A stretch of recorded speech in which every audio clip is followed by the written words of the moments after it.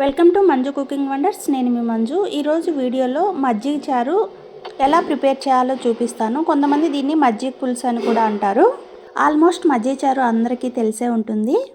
ఒక్కోరు ఒక్కో పద్ధతిలో చేస్తూ ఉంటారు. నేను చెప్పే ఈ పద్ధతిలో చేయండి, చాలా రుచిగా ఉంటుంది. చేసుకోవడం కూడా చాలా ఈజీ.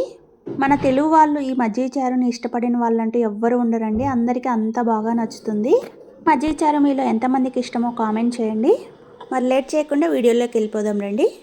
ఒక బౌల్లో కొద్దిగా పెరుగు తీసుకొని అందులో రుచికి సరిపడినంత సాల్ట్ వేసుకొని గడ్డలు లేకుండా చిలుక్కోవాలి. పెరుగు ఫ్రెష్గా కాకుండా కొద్దిగా పుల్లగా ఉన్న పెరుగు తీసుకుంటే ఈ మజ్జిగ చారు రుచిగా ఉంటుంది.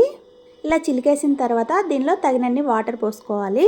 మీకు ఈ మజ్జిగ చారు పలుచగా కావాలంటే వాటర్ కాస్త ఎక్కువ వేసుకొని పక్కన పెట్టేసుకోండి. తర్వాత చిన్న రోల్ తీసుకొని అందులో 3 పచ్చిమిర్చి, చిన్న అల్లం ముక్క వేసుకొని దీన్ని కచ్చాపచ్చాగా దంచుకోవాలి.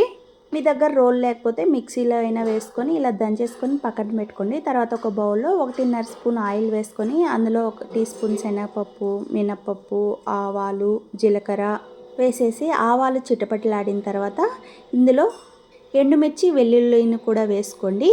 ఎండుమిర్చిని తుంచి వేసుకోండి.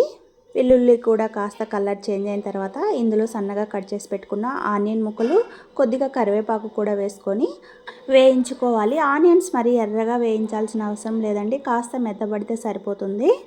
ఇందులోనే మనం ముందుగా దంచి పెట్టుకున్నాం కదా పచ్చిమిర్చి, అల్లం పేస్ట్ని ఇందులో వేసేసి ఈ ఆనియన్స్తో పాటు వేయించుకోండి కాసేపు.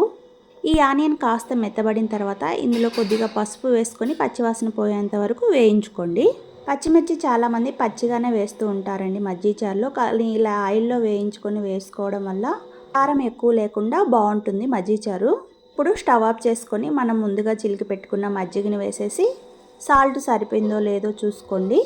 ఈ ఎండాకాలంలో ఈ మజ్జిగ చారు అనేవి కడుపులో చల్లగా ఉండి నోటికి కమ్మగా ఉంటుందండి. సగం భోజనం దీంతోనే తినేస్తారు, అంత బాగుంటుంది ఈ మజ్జిగ చారు. ఇందులోనే సన్నగా కట్ చేసుకున్న కొత్తిమీరని వేసుకొని కలిపేసుకోవడమే.